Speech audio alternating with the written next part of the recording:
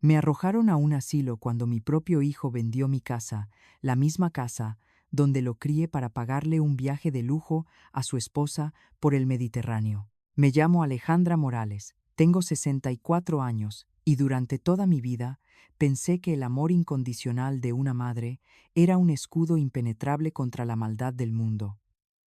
Estaba equivocada. A veces darlo todo, entregar hasta el último aliento por un hijo, solo te convierte en un estorbo para aquellos que creen que merecen el mundo entero a costa de tu dignidad.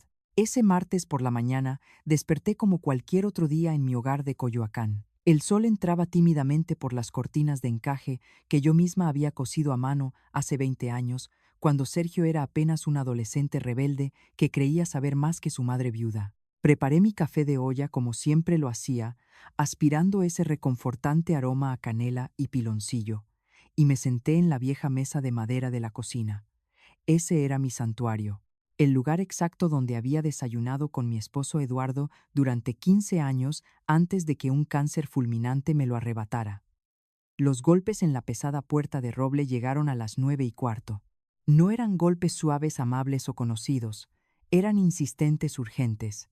Un sonido seco y autoritario que de alguna manera inexplicable hizo que el estómago se me encogiera en un nudo doloroso antes de siquiera girar la perilla. Al abrir me encontré con un hombre joven al que nunca había visto. Vestía un traje azul marino impecable y sostenía un maletín de cuero oscuro apretado contra su pecho. Tenía esa sonrisa plástica ensayada, esa mueca que usan los profesionales de traje cuando saben que están a punto de arruinarte la vida para siempre. Me preguntó con cortesía fingida si yo era la señora Alejandra Morales. Asentí limpiándome las manos nerviosamente en el delantal. Se presentó como Roberto Vázquez, un agente de la inmobiliaria Horizonte, y soltó las palabras que destrozarían mi universo entero. Dijo que venía por la entrega de mi propiedad, que los nuevos dueños tomarían posesión este viernes y que yo tenía que desalojar. El mundo entero dejó de girar sobre su eje. Miré hacia abajo, hacia mis propias manos. Las arrugas del tiempo que cruzaban mi piel de pronto temblaban incontrolablemente. Mis dedos se aferraron al marco de madera de la puerta con tanta fuerza que las astillas se clavaron bajo mis uñas, sacando pequeñas gotas de sangre, pero yo no sentía el dolor físico, solo sentía un abismo oscuro abriéndose bajo mis pies. Le dije con un hilo de voz que apenas me reconocí que yo no había vendido nada, que esa casa era mi única vida y mi refugio. El joven frunció el ceño con impaciencia, abrió su maletín con total frialdad y sacó una carpeta gruesa, me la puso frente a los ojos. Me mostró un documento notariado. Allí estaba escrito el nombre de mi único hijo, Sergio Morales. Él había vendido mi casa la semana pasada usando un poder legal amplio. Al acercar la vista al papel vi una firma, mi firma, o al menos un trazo perversamente idéntico que mi propio hijo había falsificado a mis espaldas, tratándome como si yo ya estuviera muerta. Antes de continuar, te pido algo sencillo. Si esta historia toca tu corazón, en algún momento suscríbete al canal. Aquí ningún dolor se cuenta en vano. Con las manos temblando tanto que apenas podía sostener el auricular, marqué el número de Sergio. Contestó al tercer tono. Su hola mamá no tenía la calidez ni el respeto de un hijo. Sonaba distante, metálico, vacío de cualquier afecto. Le pregunté con la garganta cerrada por las lágrimas y la respiración entrecortada qué demonios había hecho. Su respuesta fue una puñalada directa y sin piedad a mi pecho. Me respondió que ya me había enterado que Carmen y él necesitaban el dinero con urgencia. Escuché su voz justificar lo injustificable, escupiendo que su esposa merecía vivir con absoluta comodidad, no como una cualquiera, y rematando con una frase que me taladró el alma: «Tú ya viviste tu vida, mamá. Ahora nos toca a nosotros». El oxígeno abandonó mis pulmones por completo. Yo ya viví mi vida y dónde se suponía que iba a dormir a mis 64 años. Me respondió con una naturalidad monstruosa que me heló la sangre en las venas. Me dijo que ya me había conseguido una cama en un asilo de la Avenida Central llamado Hacienda del Sol, que empacara mis cosas rápido porque la casa ya no era mía. Le grité llorando de rabia, recordando que esa casa la habíamos comprado con el sudor de su padre, que allí estaban enterrados todos nuestros recuerdos familiares. Me interrumpió bufando con evidente fastidio al otro lado de la línea, diciéndome que no fuera dramática, que era solo una casa vieja. Me confesó sin vergüenza que Carmen había encontrado un crucero increíble por el Mediterráneo, que saldrían al día siguiente a primera hora y que necesitaban mi dinero para pagarlo. Terminó diciendo que en el asilo iba a estar mejor, que me darían de comer y no molestaría a nadie.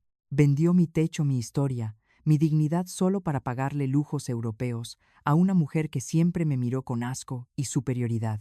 Me dijo que Carmen trabajaba muy duro y se merecía unas vacaciones de alto nivel, y que yo no tenía ninguna otra opción porque los papeles legales ya estaban firmados a prueba de todo. Luego, sin esperar mi respuesta, colgó. El sonido agudo del tono de ocupado resonó en la cocina vacía como el golpe de un mazo de juez dictando mi condena final. Me deslicé lentamente por la pared hasta quedar sentada en el suelo frío de baldosas, rodeada de las fotografías que colgaban en el pasillo de mi casa. Fotos de Sergio graduándose de la preparatoria, de él de niño, abrazándome fuerte el Día de las Madres. Por ese niño yo trabajé 3 turnos diferentes cuando enviudé. Vendí mis joyas familiares, rechacé volver a casarme para no traerle un padrastro. Le entregué mi juventud entera, mi salud, mi vida, y su agradecimiento fue arrojarme a la calle como si yo fuera una bolsa de basura que estorbaba en su camino hacia el éxito. Pasé horas tirada en ese piso llorando hasta que los ojos me ardieron y la garganta me supo a hierro y a sangre.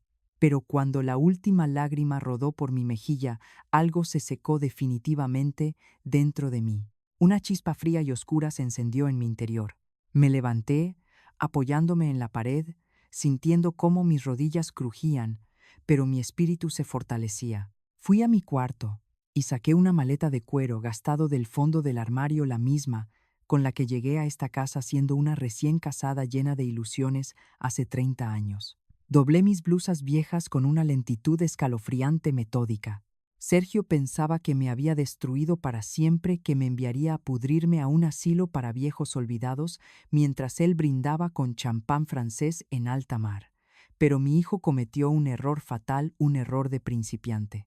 Olvidó que la mujer a la que acababa de traicionar no solo lo crió, sino que le enseñó a caminar. Y esta vez yo iba a caminar directamente sobre las cenizas de su avaricia.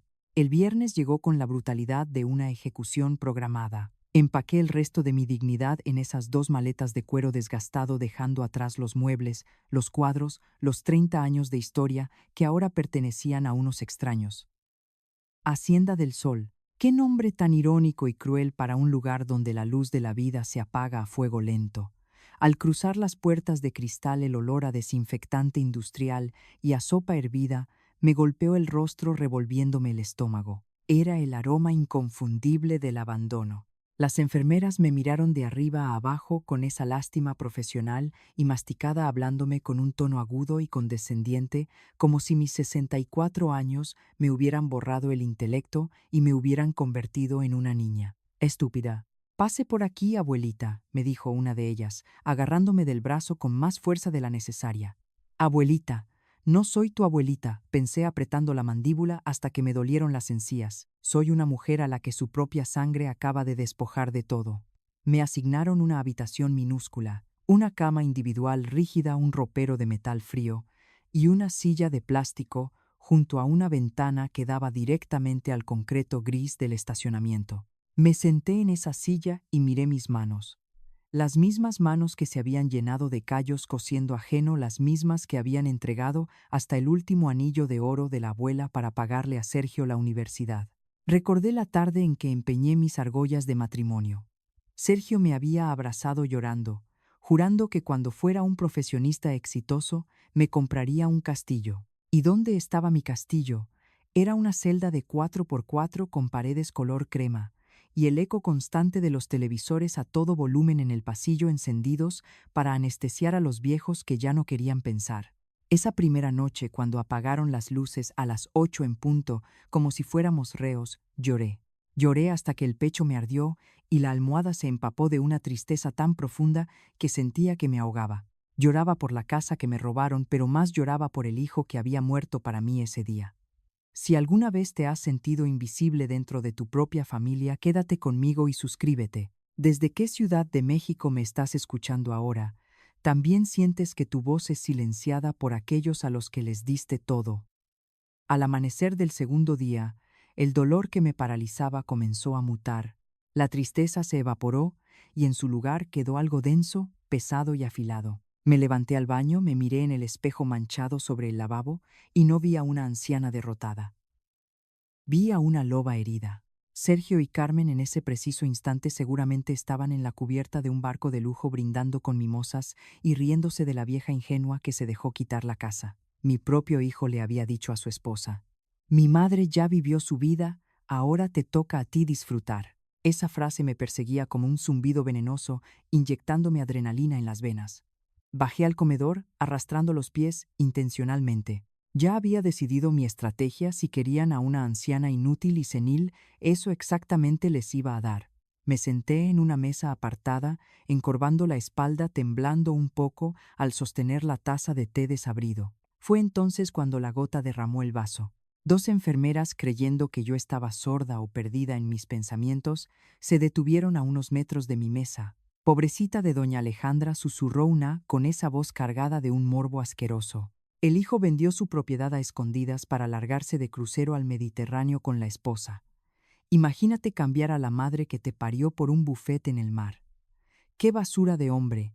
La otra enfermera chasqueó la lengua y respondió frotándose los brazos: «Así son ahora. La nuera lo maneja a su antojo. La dejó aquí tirada como perro, tirada como un perro». Apreté la cucharita de metal bajo la mesa hasta que los nudillos se me pusieron blancos y la respiración se me cortó. No sentí humillación, sentí una rabia tan fría y pura que me aclaró la mente por completo.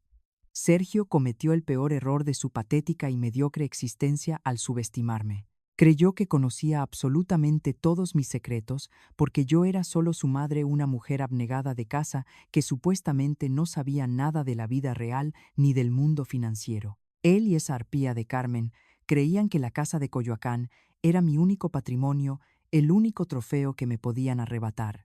¡Qué par de imbéciles! Sergio no tenía la menor idea de que su padre, mi amado Eduardo, nunca confió plenamente en la debilidad de carácter de nuestro hijo. Él jamás supo que poco antes de enviudar, Eduardo y yo abrimos una cuenta secreta en un banco internacional. Una cuenta de inversión protegida absolutamente intocable para cualquier persona que no fuera yo.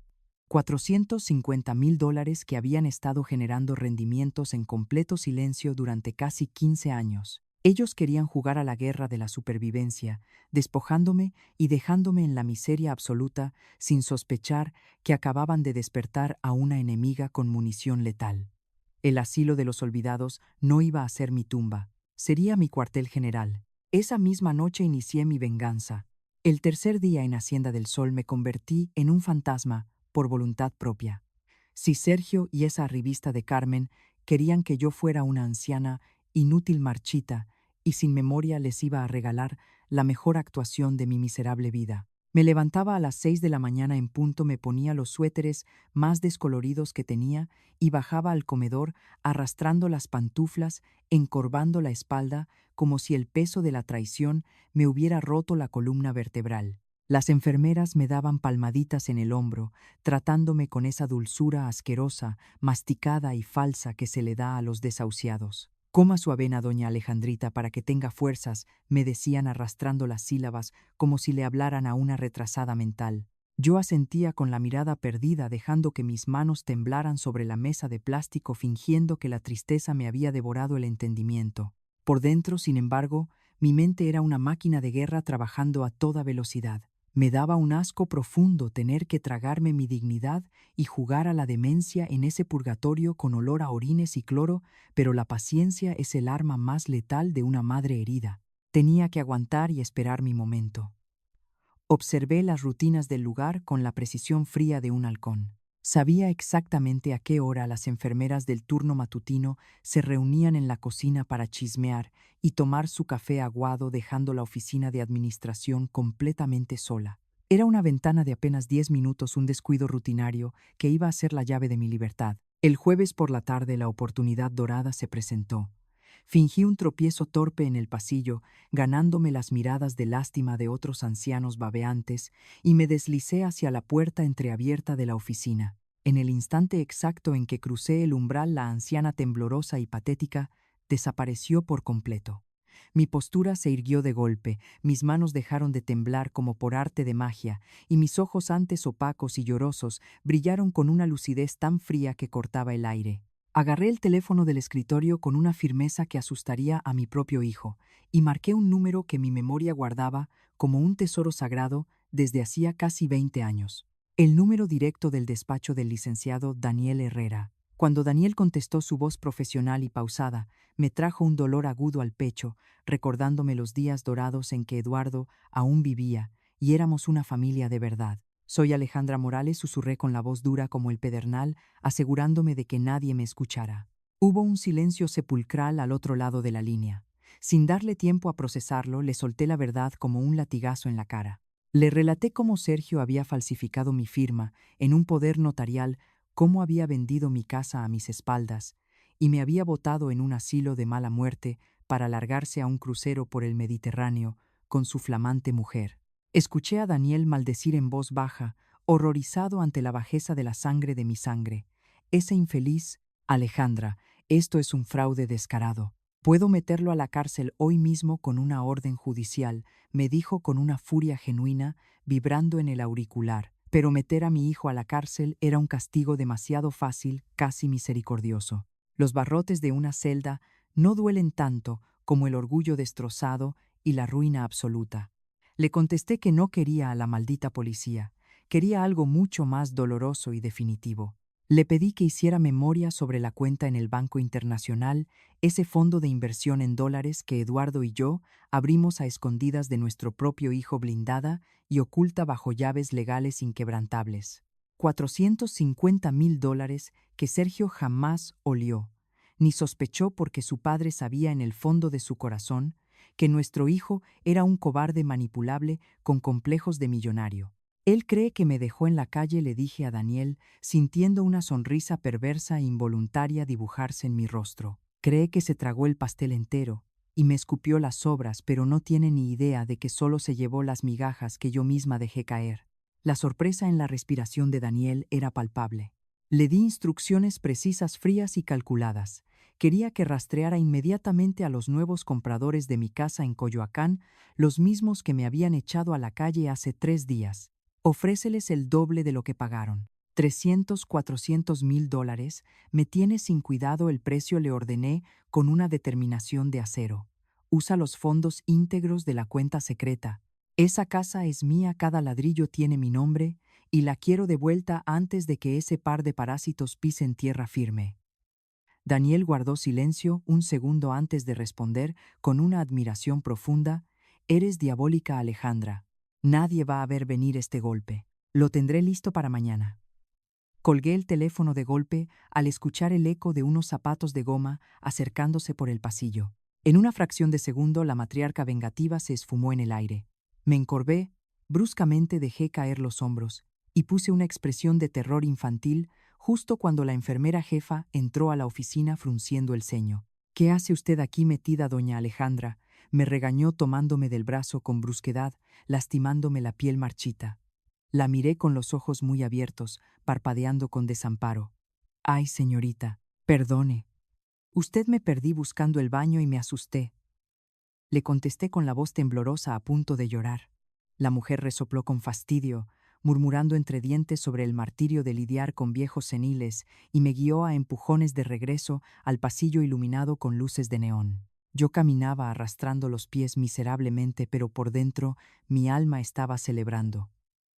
Sergio me había enterrado viva bajo 3 metros de tierra, sí, pero no sabía que yo era una semilla venenosa. Y bajo la tierra oscura es donde mejor se preparan las raíces para romper el concreto y destruir la casa desde sus cimientos. El miércoles por la mañana, mientras fingía estar en las nubes y perdida en mi demencia actuada, recibí la llamada que había estado esperando con las entrañas en un puño. Me escabullí hacia el teléfono de la oficina administrativa, aprovechando el caótico cambio de turno de las enfermeras, quienes ya no le prestaban la menor atención a una anciana que supuestamente solo buscaba el baño. Al otro lado de la línea, la voz de Daniel, mi abogado, sonaba grave, cargada de una tensión que me hizo apretar el auricular hasta que los nudillos se me pusieron blancos. Alejandra, Tengo información sobre Carmen, me advirtió con un tono lúgubre destapando la cloaca en la que mi hijo se había metido. Esa fue la primera punzada directa al pecho. La inmaculada y refinada esposa de mi hijo, la misma que me miraba con asco y exigía comodidades de reina, tenía deudas de juego por más de $200,000. Frecuentaba los casinos de la ciudad como una adicta empedernida, y los prestamistas más peligrosos ya estaban buscándola desesperadamente. Pero la basura siempre encuentra una forma de apestar aún más profundo, y las revelaciones de Daniel cayeron como ácido sobre la imagen del matrimonio perfecto de mi hijo. La muy descarada no solo estaba endeudada hasta el cuello. El investigador descubrió que había estado sacando dinero de la cuenta conjunta que tenía con Sergio, vaciándola a sus espaldas, sin que él sospechara absolutamente nada.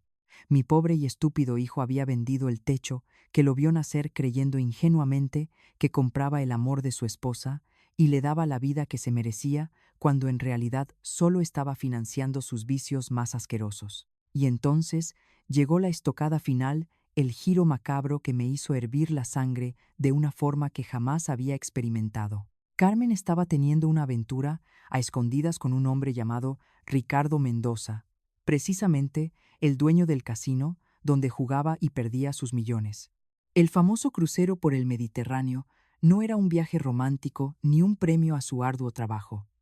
Era una vil cortina de humo. Ella y su amante ya habían alquilado un departamento en Cancún, planeando que ella abandonara a Sergio inmediatamente después de regresar a México para irse a vivir con todo nuestro dinero. Me habían arrojado a un asilo para financiar la fuga tropical de mi nuera con su padrote. La humillación era tan monumental que tuve que apoyarme contra el archivero de metal para no perder el equilibrio. Le confesé a Daniel que en el fondo esta traición no debería haberme sorprendido, porque Sergio siempre había sido débil y codicioso, y yo siempre lo supe. Recordé como si me clavaran alfileres oxidados en la memoria los días más oscuros de mi vida. Cuando Eduardo murió, yo estaba devastada trabajando en 3 empleos distintos para mantener a mi hijo, y un día descubrí que faltaba $500 del dinero que tenía guardado con sangre para los gastos del funeral de su padre. Sergio lo robó, y cuando lo confronté, lloró pidiéndome perdón, excusándose con que lo había hecho para impresionar a una novia. Y yo, como toda madre mexicana abnegada y ciega, lo perdoné. Lo perdoné también cuando a los 20 años falsificó mi firma para sacar un préstamo estudiantil que se gastó en un auto deportivo y luego perdió el dinero en apuestas. Lo justifiqué toda su vida, tapando su mediocridad, pero él mismo me había dicho con cinismo que algún día heredaría todo de todas formas, así que no importaba si lo tomaba antes. Esa avaricia desmedida de mi hijo fue exactamente el motivo por el cual años atrás decidí abrir la cuenta secreta en el Banco Internacional, ocultando mi verdadero patrimonio para que él jamás lo despilfarrara. Y fue esa misma avaricia la que Carmen supo olfatear. Le confesé a Daniel un secreto que me había guardado por pura vergüenza. Hace 6 meses, esa víbora vino a visitarme sola a la casa. Se paró frente a mí con su arrogancia asquerosa y me amenazó directamente diciendo que si no le daba $50,000 haría que Sergio nunca volviera a hablarme. Ya veré cómo conseguirlo de ti de una manera o de otra, me advirtió riéndose en mi propia cara cuando le dije que no tenía ese dinero. Ahora, el rompecabezas estaba completo y era aterrador. Ella convenció a Sergio de que las viudas siempre guardan efectivo en la casa, y lo presionó para venderla, calculando que al verme en la calle y desesperada, yo me vería obligada a revelar mis supuestos tesoros escondidos para no pudrirme en un asilo. Pero ambos cometieron un error garrafal. Subestimaron a la mujer que crió a su esposo. Daniel, dije rompiendo el silencio ahogado de aquella oficina prestada, los compradores de mi casa aceptaron la oferta de $900,000. Podemos cerrar el trato mañana mismo. Iba a recuperar mi hogar a golpe de talonario, pero mi venganza no iba a detenerse en unos simples ladrillos. Le di una última orden, una sentencia dictada con el corazón convertido en piedra. Le pedí que usara sus contactos en el sistema legal para asegurarse de que los acreedores de Carmen supieran exactamente cuándo ella regresaba del crucero. Quería que la estuvieran esperando en el aeropuerto listos para devorarla. Quería que mi hijo viera con sus propios ojos a la mujer por la que me vendió despojada de su máscara, arrastrada por sus deudas y humillada públicamente. Ya no era la madre protectora que resolvía sus problemas. Me había convertido en el verdugo de su propia estupidez, y la guillotina estaba a punto de caer sobre su vida perfecta. El jueves amaneció gris y lloviznando sobre la Ciudad de México, pero para mí, el cielo jamás había brillado con tanta intensidad. A las 8 de la mañana, mientras las enfermeras de Hacienda del Sol repartían ese desayuno institucional de huevos aguados y pan tostado con sabor a cartón humedecido, yo ya estaba cerrando las cremalleras de mis 2 maletas de cuero, gastado, las mismas maletas con las que Sergio me había echado a la basura como si yo fuera un trasto inservible. Daniel llegó puntualmente a las 9, acompañado de una mujer joven de cabello castaño que presentó como su asistente, pero que en los registros firmó como mi sobrina lejana Patricia. Oficialmente, ella venía a sacarme del asilo para llevarme a vivir a provincia con su familia. Era la coartada perfecta. Si mi hijo llamaba desde su lujoso crucero para comprobar que su madre seguía pudriéndose en el olvido, le dirían que una pariente compasiva me había rescatado del abandono. La enfermera jefa nos acompañó hasta la salida, entregándome una bolsa plástica con mis medicinas y hablándome con esa voz chillona y condescendiente que tanto detestaba. «Cuídese mucho, doña Alejandrita, no se nos vaya a perder», me dijo, dándome unas palmaditas en la espalda que me provocaron náuseas. Mantuve mi máscara de anciana senil intacta, asintiendo con la mirada vacía y los hombros encorvados. «Ay, hijita, muchas gracias. Que Dios te lo pague», murmuré con voz temblorosa y frágil, pero en el instante exacto en que la pesada puerta del auto de Daniel se cerró de golpe aislándonos del exterior, la demencia se esfumó. Enderecé la espalda de tajo, me quité el suéter raído que me picaba el cuello y solté un suspiro largo, profundo y liberador. «Se acabó el teatro», Daniel le dije, con una voz tan firme y afilada que hizo que Patricia me mirara por el espejo retrovisor con evidente asombro. «Arranca ya y llévame al banco. Es hora de recuperar lo que me pertenece por derecho». Llegamos a la sucursal bancaria a las 11 de la mañana. El gerente general, el señor Ramírez, un hombre canoso que respetaba profundamente la memoria de mi difunto esposo, me recibió en su oficina privada con un café recién hecho. «Señora Morales, es un honor verla. Lamento muchísimo la jugarreta sucia que le hizo su hijo con la propiedad», me dijo bajando la mirada con genuina pena. Le respondí mirándolo fijamente a los ojos que las jugarretas se acaban cuando el verdadero dueño de la mesa decide cobrar todas las fichas. Firmar aquella transferencia por $900,000 fue el acto más liberador de toda mi existencia. Mi pulso no tembló ni una fracción de milímetro al trazar mi nombre. Estaba pagando el doble de su valor original para recuperar mi propio hogar, un insulto a la lógica financiera, pero un triunfo absoluto para mi alma. Escuchar hasta el final es el primer paso para no callar más. Si estás del lado de la verdad, deja tu like. ¿Cómo reaccionarías tú en mi lugar al tener por fin el poder de aplastar a quienes te pisotearon? Al entregar ese recibo firmado, sentí que la vieja y abnegada Alejandra había muerto, dándole paso a una matriarca que jamás volvería a agachar la cabeza ante nadie. De vuelta en el auto, el ambiente estaba cargado de una electricidad palpable. Daniel me entregó las llaves de la casa y un sobre manila pesado con el reporte final de nuestra trampa. «Todo está en posición», Alejandra me confirmó con una sonrisa que denotaba una satisfacción casi perversa. «Los acreedores de Carmen ya tienen el itinerario exacto de su vuelo. Estarán esperándola en la terminal de llegadas del aeropuerto como buitres hambrientos oliendo sangre». Y entonces me soltó el detalle que me hizo soltar una carcajada fría e involuntaria. Ricardo, el flamante amante y dueño del casino, había recibido una llamadita anónima detallando las inmensas deudas reales de Carmen. Al enterarse de que la mujer no era una viuda rica a punto de heredar, sino una estafadora en bancarrota, el muy cobarde canceló el departamento en Cancún, cambió de número telefónico y se esfumó de la faz de la tierra. La rata principal había abandonado el barco antes siquiera de que zarpara. Carmen regresaría creyendo que se fugaría a la playa con su amante millonario solo para estrellarse de frente contra un muro de cobradores y la miseria absoluta. «Pero agárrate porque eso no es todo», añadió Daniel acomodándose las gafas con un brillo implacable en los ojos. El investigador descubrió que Carmen no pagó el crucero en su totalidad con el dinero que le robaron a tu casa. Esa arpía usó las tarjetas de crédito a nombre de Sergio para costearse todos los lujos a bordo. Cenas de 5 estrellas, tratamientos de spa, joyas en las boutiques del barco. Tu hijo debe otros $50,000 al banco y ni siquiera lo sabe. Sentí una minúscula punzada de lástima materna que duró apenas un segundo antes de que la cruda razón la aplastara por completo. Habían construido su matrimonio de ensueño sobre una montaña de mentiras, traiciones y deudas ajenas, y la avalancha estaba a punto de sepultarlos vivos sin dejar rastro. Sergio regresaría a México, sintiéndose un rey europeo intocable y próspero, y aterrizaría convertido en un deudor acorralado y traicionado por la mujer que más amaba. A las 2 de la tarde en punto, el auto se detuvo frente a mi fachada en Coyoacán. Salí del vehículo, caminé hacia la puerta de madera maciza e inserté la llave en la cerradura. El metal giró con un clic perfecto y familiar.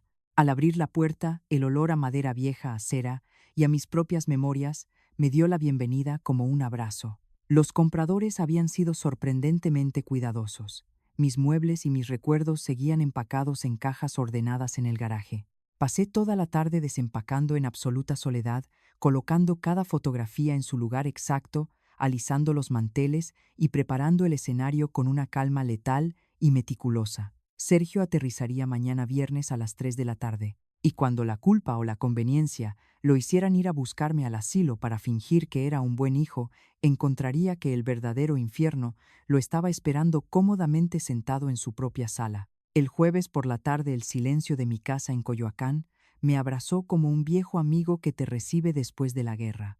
Los compradores, curiosamente, habían sido muy cuidadosos.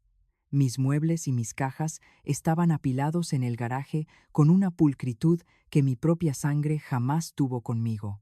Me puse un delantal gastado y comencé a desempacar en la soledad de la sala. Al sacar la primera fotografía, una donde Sergio tenía 7 años y me abrazaba con las rodillas raspadas, sentí que una mano invisible me estrujaba la garganta. ¿En qué momento ese niño tierno se pudrió por dentro? ¿Fue culpa mía por darle todo peladito y en la boca? ¿O simplemente nació con el alma en rebaja, dispuesto a rematar a su madre por un boleto de avión? Sequé una lágrima traicionera que amenazaba con caer. Ya no había espacio para la debilidad. Mientras acomodaba los portarretratos sobre la repisa de caoba, pasadas las 5 de la tarde, el timbre de la puerta rompió el silencio. Por una fracción de segundo mi corazón dio un vuelco salvaje. Pensé que ese infeliz de Sergio había adelantado su vuelo para venir a saquear lo que quedaba. Pero al abrir me encontré con Elena y Roberto García, mis vecinos de toda la vida. Elena me abrazó con los ojos anegados en lágrimas, diciéndome que pensaban que me había ido para siempre tras la venta de la casa. Le contesté, con una frialdad que hasta a mí me asustó. Es una larga historia, Elena, pero la dueña ya regresó. Roberto, frunciendo el ceño con indignación, murmuró que lo que ese muchacho me había hecho no tenía perdón de Dios. Les agradecí el gesto, pero les aseguré, con una sonrisa de hielo, que yo sola podía manejar a mi hijo. Cerré la puerta y me preparé algo de cenar. Me senté exactamente en la misma silla de la cocina donde todo este infierno comenzó aquel martes fatídico. Solo que esta vez la mujer que sostenía la taza de café de olla no era una viuda asustada ni una víctima. Era el verdugo afilando el hacha. Masticaba cada bocado saboreando la anticipación, imaginando la cara de ese par de sanguijuelas cuando pisaran el aeropuerto. A las 9 de la noche, en punto, el teléfono sonó. Era Daniel, y su tono de voz traía noticias que me hicieron sonreír en la penumbra. Alejandra, el vuelo de Sergio llega mañana a las 3, me confirmó. Pero hay un detalle jugoso. Carmen intentó contactar a su amante durante todo el crucero, y él simplemente la ignoró. La muy ilusa no tenía idea de que su plan de escape tropical ya se había desintegrado. La estafadora había sido estafada. La carcajada que solté resonó por toda la sala. El karma estaba trabajando horas extras y con una precisión suiza. Daniel me confirmó que los cobradores de Carmen ya estaban frotándose las manos con la información de su vuelo lista para emboscarla en la terminal de llegadas. Le pregunté a mi abogado cuánto dinero le quedaba realmente a mi hijo después de jugarle al magnate por Europa. considerando las deudas de juego de su mujer y las tarjetas de crédito reventadas, regresan con un déficit de aproximadamente $50,000, me confirmó Daniel con un tono clínico.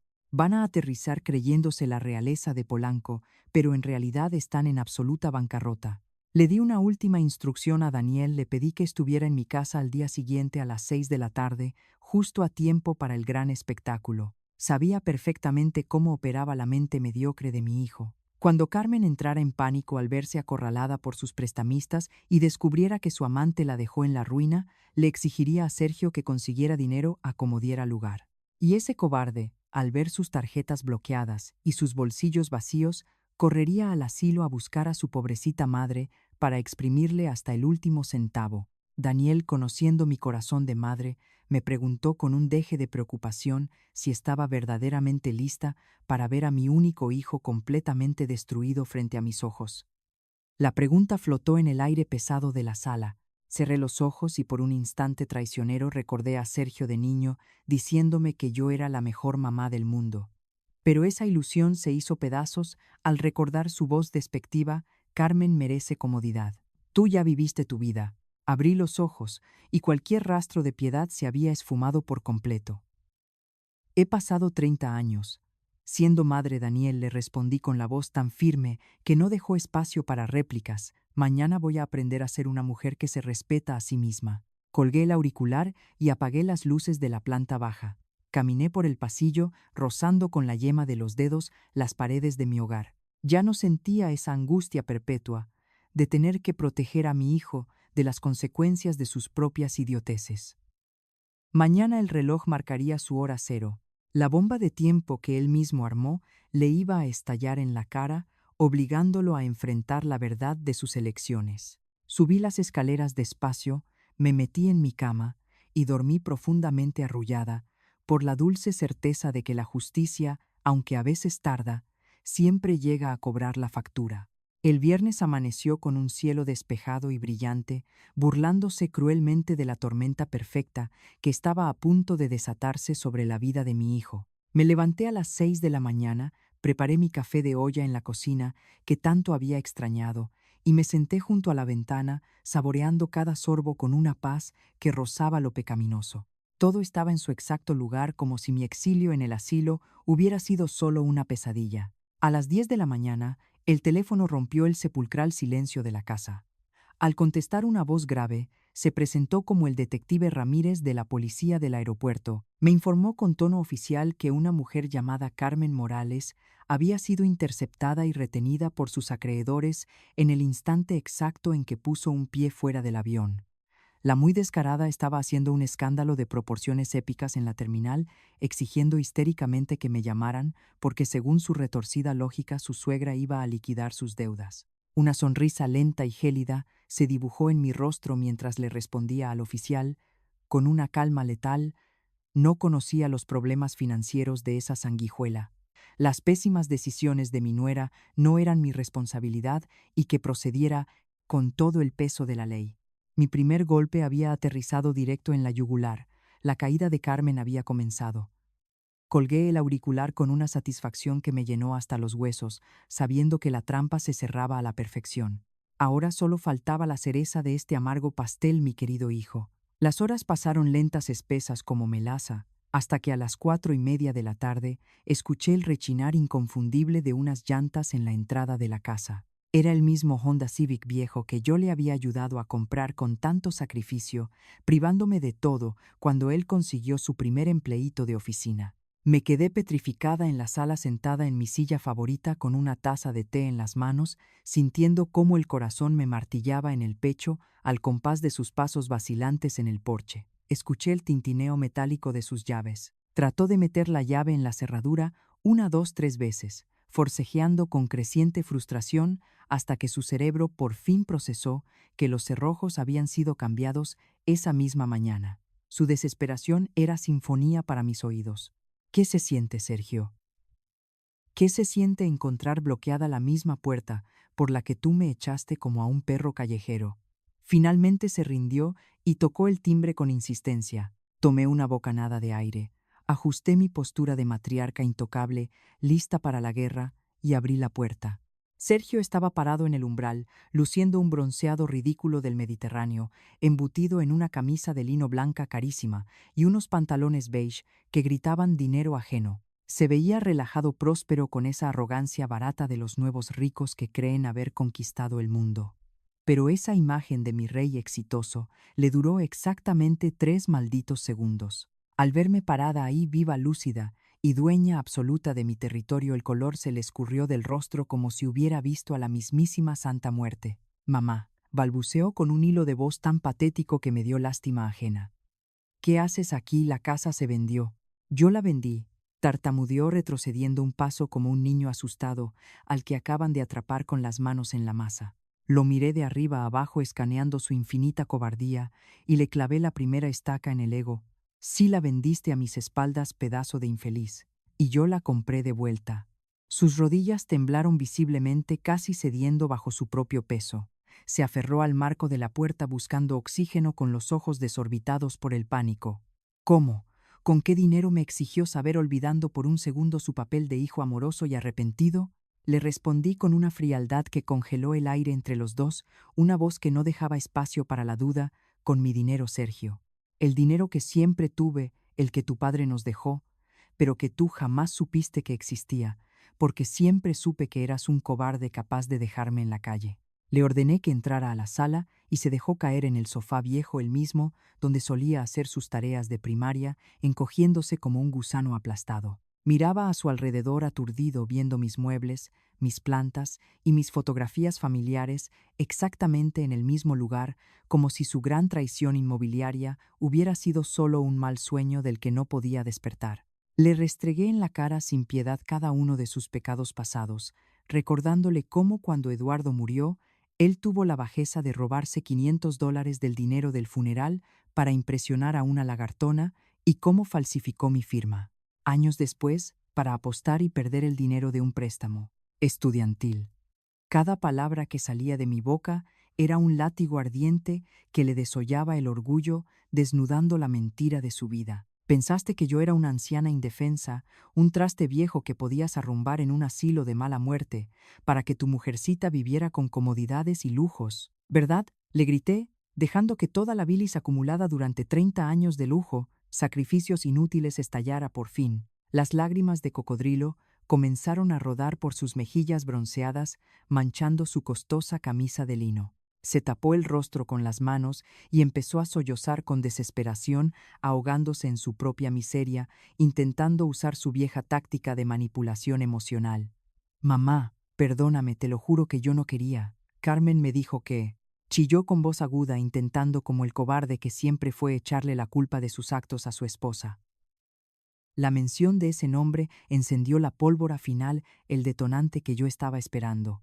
Me levanté lentamente del sillón, me paré imponente frente a él y le corté el llanto de tajo, con una voz afilada como un bisturí. Ah, sí, Carmen. Hablemos de tu adorada esposa, Sergio.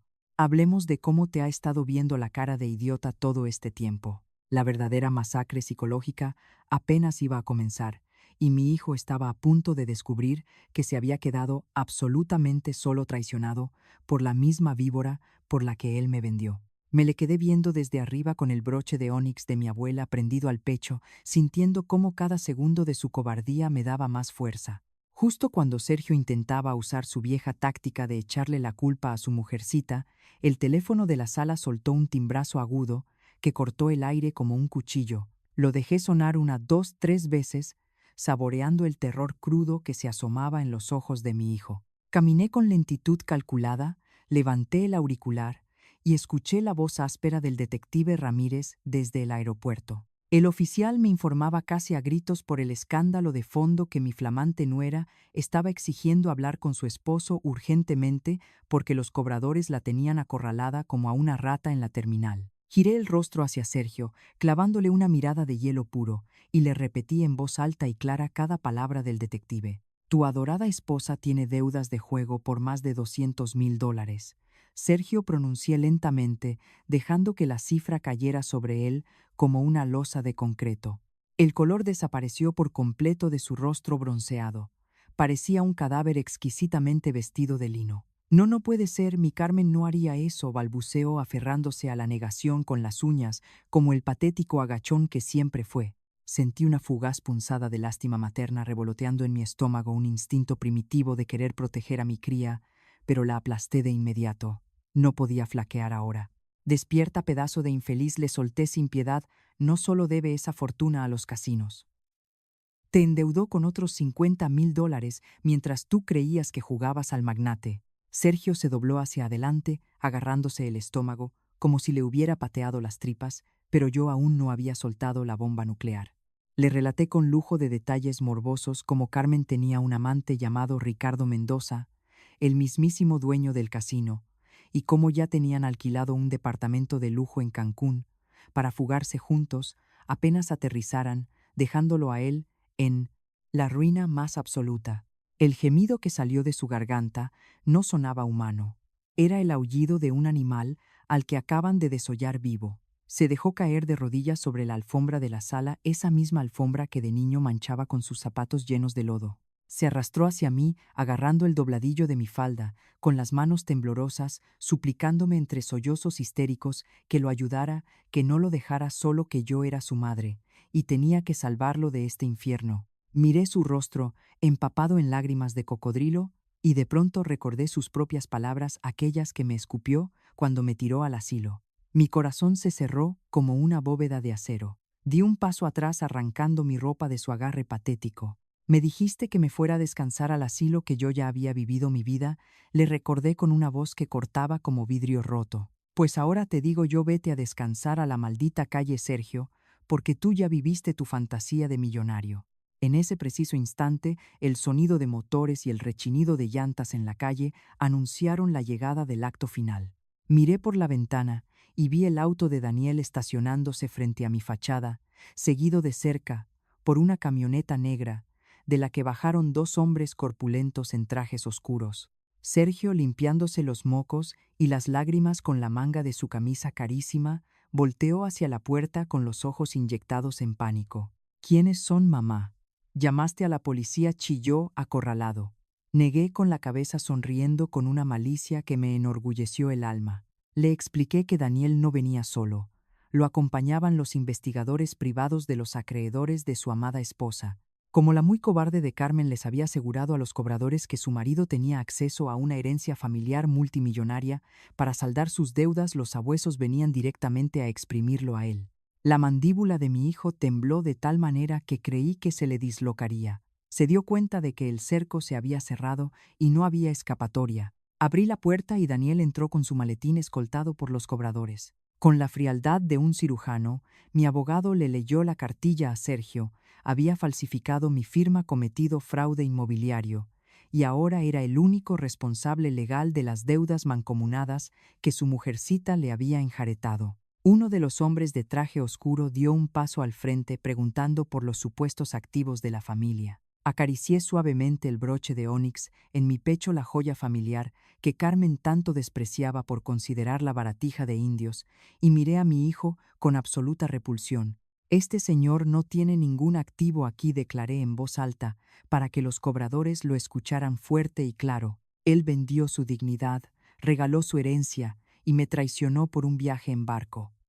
No me debe compasión, me debe respeto, y como no tiene cómo pagarlo para mí, está muerto. Verlo encogerse humillado frente a extraños en la misma sala de la que intentó desterrarme fue el clímax de una justicia poética tan perfecta que me supo a gloria bendita. El castillo de naipes se había derrumbado por completo, enterrando bajo sus escombros al niño que alguna vez amé. 6 meses han pasado desde aquella tarde de viernes, donde el teatrito de mi hijo se derrumbó pieza por pieza en mi propia sala.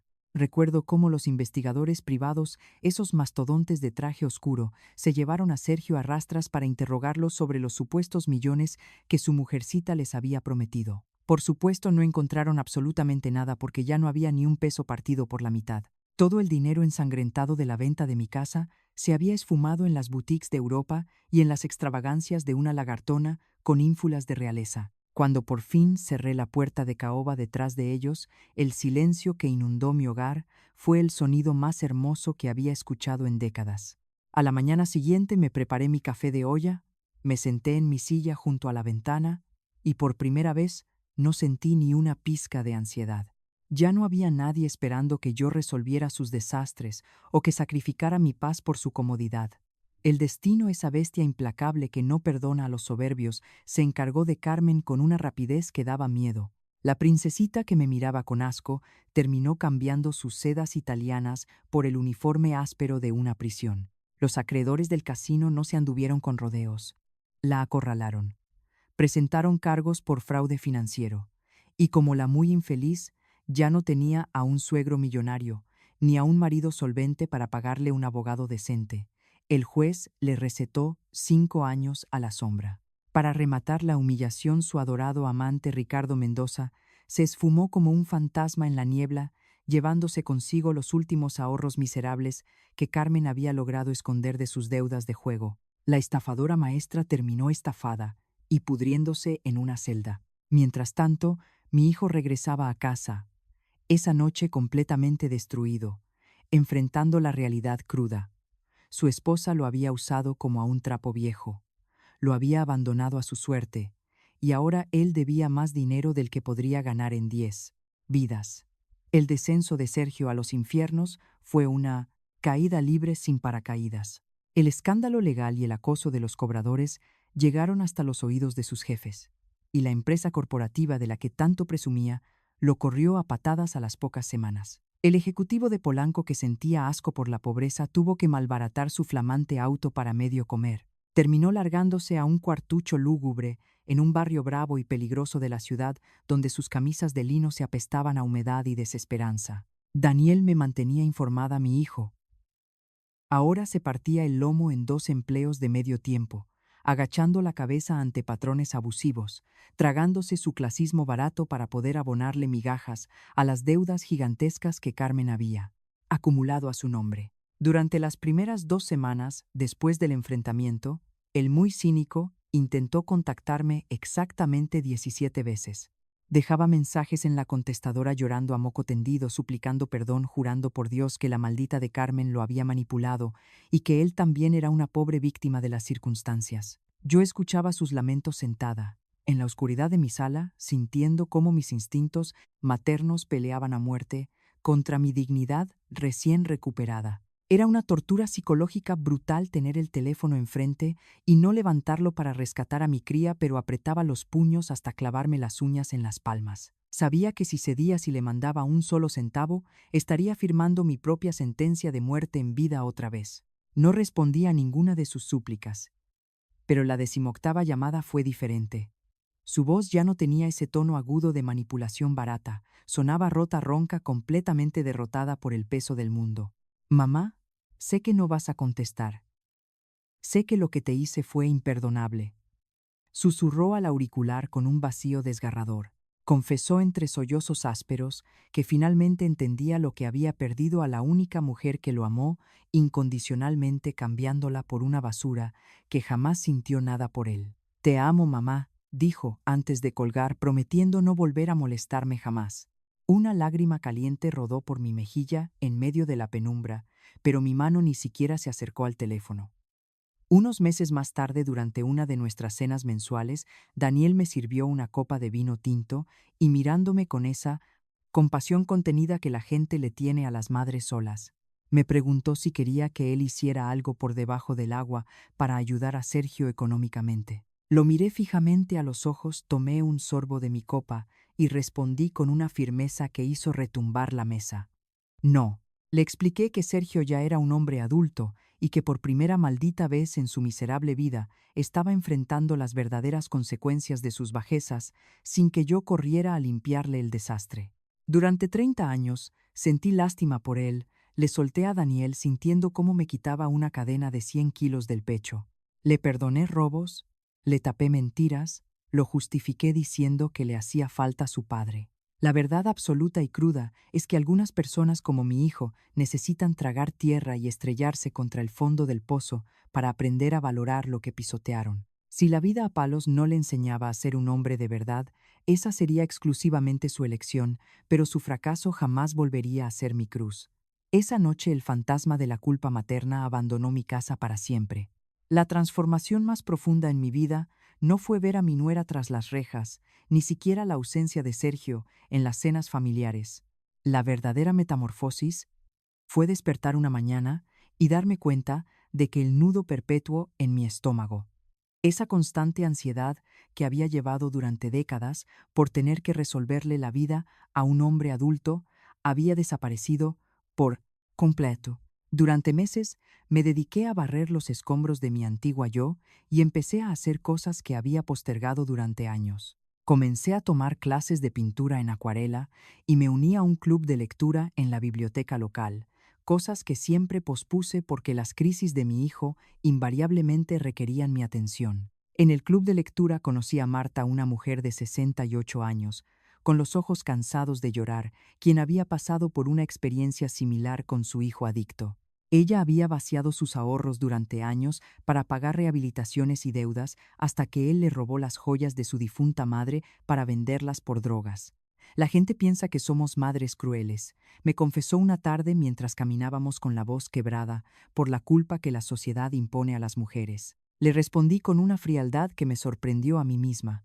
Crueles y desalmados son los parásitos que nos vacían el alma y luego nos exigen sonreír mientras nos pisotean. Unos meses más tarde, Daniel me había suplicado que hablara con una clienta suya, una señora mayor, llamada Isabel, de 72 años, cuyo hijo la estaba manipulando psicológicamente para forzarla a vender su casa y pagar sus deudas de juego. Accedí a verla en mi sala. Isabel me decía con lágrimas en los ojos que se sentía culpable, repitiendo como un disco rayado que él era su hijo, y preguntándose cómo podía negarle ayuda. La agarré de las manos y le clavé la verdad más dolorosa que una madre puede escuchar. Isabel, le dije gentilmente, ayudar a alguien significa permitir que te destruyan. Cuando ella balbuceó que el amor de madre tenía que ser incondicional, la frené en seco. El amor puede ser incondicional, pero el comportamiento que aceptas no tiene que serlo. Puedes amar a tu hijo y aún así negarte a permitir que arruine tu vida. 6 meses después, cuando me llamó para contarme que había logrado mantener su casa y que su hijo había entrado voluntariamente a rehabilitación al verse sin el rescate de su madre, supe que mi propio dolor había valido la pena. Y mi propia paz se puso a prueba justo en mi segundo aniversario de libertad. Esa noche hice algo que no había hecho en años. Cené sola en un restaurante elegante, pedí vino caro y el postre más decadente del menú, y no sentí ni un segundo de culpa por gastar dinero en mí misma. Sin embargo, mientras conducía de regreso a casa esa noche, el destino me jugó una carta cruel, y pasé por el apartamento donde Daniel me había dicho que vivía Sergio. Era un edificio viejo en una parte deteriorada de la ciudad. Disminuí la velocidad. Las luces estaban encendidas en lo que creía que era su ventana. Mi corazón de madre dio un vuelco salvaje y traicionero. Por un instante de debilidad absoluta, consideré tocar a su puerta, decirle que había aprendido su lección y que podíamos intentar reconstruir algún tipo de relación. La voz del pasado me susurraba que le perdonara las deudas y lo llevara de vuelta a Coyoacán. Era tan fácil volver a ser la salvadora, tan adictivo sentir que mi hijo me necesitaba desesperadamente. Pero entonces, como un balde de agua helada, recordé las palabras que había aprendido de Marta: el perdón no significa volver a las viejas dinámicas. Apreté el volante hasta que me dolieron los nudillos y seguí conduciendo. La compasión hacia quien te traiciona es un veneno disfrazado de virtud. No iba a interrumpir su lección, ni le iba a robar la oportunidad de convertirse en un hombre decente a base de golpes. Salvarlo ahora sería escupir sobre todo el respeto que me había costado sangre recuperar. Cuando llegué a casa, mi casa me serví una copa de vino y me senté en mi sala rodeada por las fotografías que documentaban una vida llena de amor, pérdida y sabiduría. Al final, la verdadera herencia que Sergio había perdido no era dinero o propiedades. Era la oportunidad de conocer a la mujer fuerte, independiente y sabia, en la que su madre se había convertido una vez que dejó de vivir su vida a través de las necesidades de él. Si el atardecer trae paz después de la tormenta, hoy puedo decir que mi cielo está más despejado que nunca. Me gustaría saber cómo está tu corazón ahora después de acompañarme en este doloroso viaje. Escribe una palabra que defina esta historia para ti en los comentarios, porque cada silencio roto es una cadena menos que cargamos juntas. La historia y los personajes presentados en este relato son obras de ficción creadas exclusivamente con fines de entretenimiento y reflexión. Sin embargo, los temas oscuros que se abordan en esta narración, tales como el abuso financiero hacia las personas, enfrentan en silencio todos los días. Si tú, un familiar o algún conocido se encuentra atravesando por una situación de vulnerabilidad, violencia doméstica o abuso, te suplicamos que no guardes silencio. Busca apoyo de inmediato, acercándote a las autoridades locales competentes, a las instituciones dedicadas a la protección del adulto mayor o a personas de tu entera confianza que puedan brindarte respaldo. Recuerda siempre que tu seguridad y tu paz mental son lo más importante.